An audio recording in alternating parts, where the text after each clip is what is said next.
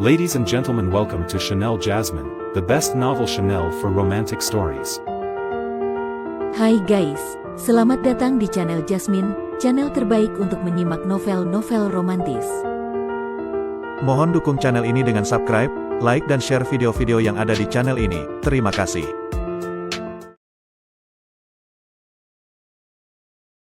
Kaisar Agung Seni Bela Diri Bab 1064. Aku Ling Hu Sixuan, salam hormat untuk saudara Huang, ucap Ling Hu Sixuan sambil membungkuk sedikit, sopan.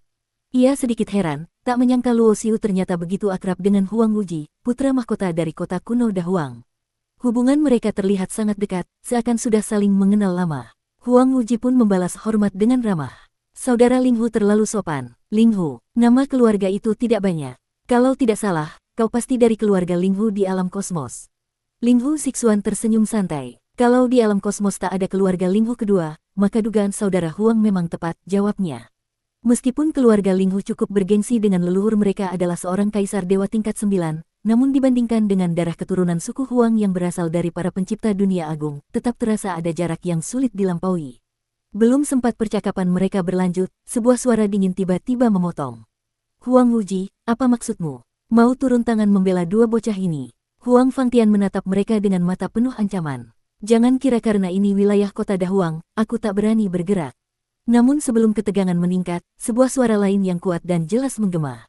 Kalau soal wilayah, ini bukan hanya kota Dahuang, tapi juga alam liar. Seorang pemuda gagah berwajah cerah melangkah mendekat Yun Yitian, putra dari kota Naga Awan, muncul dengan aura kuat menyelimuti dirinya. Belum cukup sampai di situ, di kejauhan, seberkas cahaya dewa menyapu langit dan mendarat di jalanan kota, berubah menjadi sosok Su Shengji, sang pendekar dengan tubuh suci tanpa noda, yang langsung tersenyum dan berseru, siapa orang bodoh yang berani cari masalah dengan saudara Luo? Lalu langkah lembut lain terdengar. Seorang wanita mengenakan gaun hitam tipis, penuh pesona dan keanggunan luar biasa, melayang turun. Dialah Hu Qingqing, Dewi Iblis Surgawi yang namanya kini sebanding dengan Su Shengji di alam liar. Dalam sekejap, di belakang Luo Xiu berdiri 4 tokoh muda papan atas, Huang Wuji, Yun Yitian, Su Shengji, dan Hu Qingqing. Wajah Huang Fangtian seketika berubah kelam. Dia memang percaya diri dengan kekuatannya, tapi menghadapi 4 nama besar ini, yang masing-masing tidak kalah darinya, bagaimana mungkin dia menang? Namun ia masih berusaha menjaga harga dirinya. Kalian kira cuma kalian yang punya teman? Jangan lupa, alam Huang juga tidak kekurangan jagoan. Tak lama setelah ia berbicara, seorang pemuda berpakaian indah berjalan mendekat, dengan langkah santai namun aura tajam tersembunyi. Aku Su Ruosheng, katanya ringan. Sudah lama aku ingin menguji kekuatan jagoan alam liar. Tak lama kemudian, beberapa pendekar muda dari alam Huang juga bergabung. Kedua kelompok ini mulai berimbang, membuat suasana makin memanas. Huang Fangtian menunjuk ke arah Luo Xiu dan kawan-kawan dengan angkuh, berkata dengan penuh penghinaan, kalian pikir layak bersaing memperebutkan tempat di Menara Huang? Hari ini akan kubuktikan, hanya jenius dari alam Huang yang pantas menjadi nomor 1 di dunia agung para raja. Huang Wuji tertawa terbahak, mengejek, kalau omonganmu bisa membuat langit runtuh, mungkin Menara Huang sudah hancur sejak tadi. Kedua belah pihak saling menatap tajam, hawa pembantaian mulai meresap di udara, seolah bentrokan besar akan pecah kapan saja. Tepat saat ketegangan mencapai puncaknya, dua sosok tua melayang turun dari langit. Mereka adalah tetua dari suku Huang dan suku Huang dari alam Huang. Cukup, seru salah satu dari mereka. Kompetisi memperebutkan tempat di Menara Huang akan segera dimulai. Kalau mau bertarung, tunggu di arena resmi. Tempat ini kota Dahuang adalah tanah suci yang didirikan oleh para pendiri. Berani membuat keributan di sini, berarti mencari mati. Tetua dari alam Huang juga ikut membentak, kalian mengumpulkan massa untuk tawuran. Apa tidak malu? Mendengar teguran keras dari kedua tetua, Huang Fangtian hanya bisa mendengus marah namun tidak berani membantah. Dengan wajah penuh amarah, ia melambaikan tangan, membawa kelompoknya terbang menjauh. Ketegangan mereda, tapi semua orang tahu permusuhan yang baru saja tertanam ini, cepat atau lambat akan membakar seluruh arena kompetisi. Sesaat kemudian, Huang Fangtian dan kelompoknya tiba di sebuah balairung megah di dalam kota kuno Dahuang.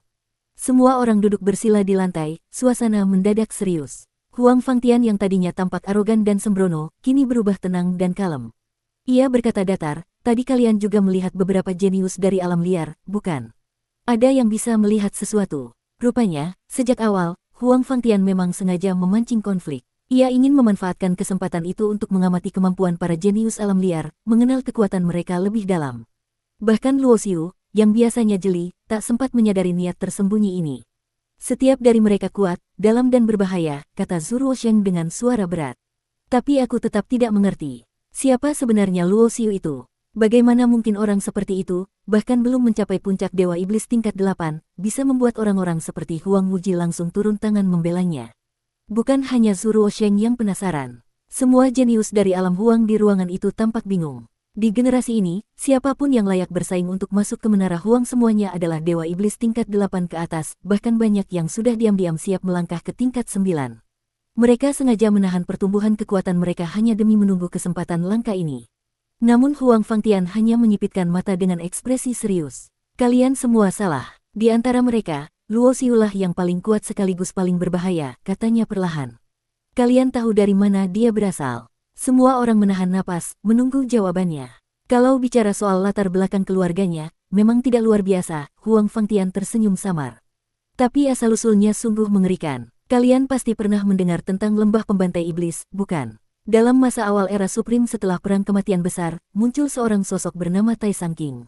Ia diakui sebagai orang paling berbakat di seluruh dunia agung para raja, memecahkan piringan reinkarnasi, menghancurkan dominasi penguasa reinkarnasi atas seluruh dunia. Ia kemudian dikenal sebagai Tai Sang Supreme. Seorang jenius dari alam Huang yang mendengar itu pun segera menambahkan, aku ingat. Di kitab kuno klan kami juga ada catatan tentang Tai Sang Supreme. Tapi semakin kesini, namanya semakin jarang disebut, hampir menjadi legenda terlarang. Huang Fangtian mengangguk puas. Betul, berdasarkan informasi rahasia dari klan Huang, Luo Xiu kini adalah penguasa baru lembah pembantai iblis. Besar kemungkinan, dia adalah reinkarnasi dari Tai Sang Supreme itu sendiri. Ruangan itu seketika hening. Para jenius alam Huang saling berpandangan, terkejut tanpa bisa berkata-kata. Jika ini benar, maka Luo Xiu bukan hanya seorang jenius biasa. Ia adalah reinkarnasi dari Supreme, seorang yang sekali muncul bisa membalikkan dunia. Sementara itu, di sisi lain, Luo Xiu dan kawan-kawan tiba di kediaman resmi kota kuno, diundang oleh Huang Wuji sendiri. Setelah saling berbincang, Luo Xiu bertanya kepada Huang Wuji tentang nasib makam penguasa reinkarnasi generasi ke-8. Huang Wuji, Yun Yitian, dan Hu Qingqing semua menggeleng pelan.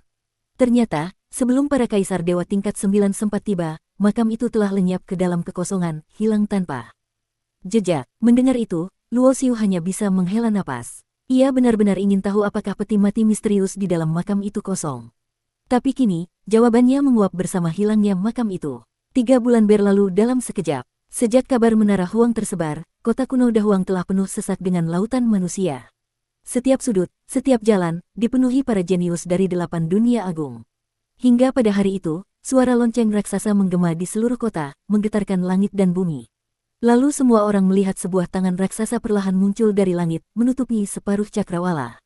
Pada telapak tangan itu, terukir formasi rumit, memancarkan cahaya kuno, dan perlahan di atasnya terbentuk pegunungan, sungai, matahari, dan bulan membentuk sebuah dunia miniatur. Itulah jurus legendaris, dunia di dalam tangan. Sebuah dunia sungguhan, dengan hukum alam yang hampir sempurna, terbentuk di telapak tangan. Sebuah suara tua dan berat, seakan berasal dari zaman purba, menggemuruh ke seluruh sudut kota. Kuota memasuki Menara Huang hanya 1000. Hanya mereka yang masih berada di bawah tingkat 9 Dewa Iblis yang boleh memasuki arena. Hanya 1000 yang bertahan hingga akhir, yang akan diizinkan masuk. Suara itu membawa tekanan luar biasa, seakan-akan siap menghancurkan siapapun yang berani melanggar. Semua orang tahu, itu suara dari Supreme Alam Liar Huang Zun. Jika dia sudah memberi peringatan, siapapun yang mencoba melanggar hanya akan berakhir sebagai debu. Dalam sekejap, ribuan sosok langsung melesat ke langit, bergegas masuk ke dunia miniatur di telapak tangan itu. Setiap orang, bagaikan panah yang lepas dari busurnya, penuh semangat, penuh tekad untuk merebut tempat. Luo Xiu dan teman-temannya juga bergerak. Sebelum berpisah, mereka saling bertukar pandang. Sampai bertemu di dalam Menara Huang. Kata mereka, sambil tersenyum penuh percaya diri. Meski lawan yang akan mereka hadapi adalah para jenius dari seluruh 8 dunia agung, namun baik Luo Xiu, Huang Wuji, Yun Yitian, Su Shengji, Hu Qingqing, maupun Ling Zixuan, semuanya memiliki keyakinan yang tak tergoyahkan mereka pasti akan merebut satu tempat di antara 1000 yang tersedia. Bersambung.